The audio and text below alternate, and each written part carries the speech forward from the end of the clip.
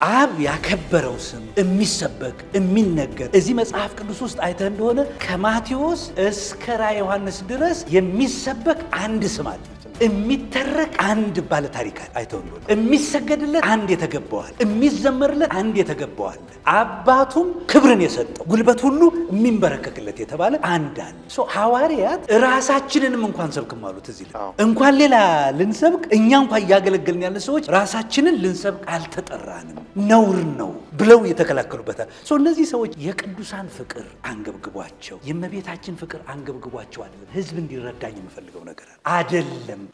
ምንድን ነው ካልከኝ፣ አንደኛ የዲያብሎስ ስውር ዓላማ። ዲያብሎስ ኢየሱስን አትስበከው እንጂ ሙሴን ብትሰብከው አይጎዳም።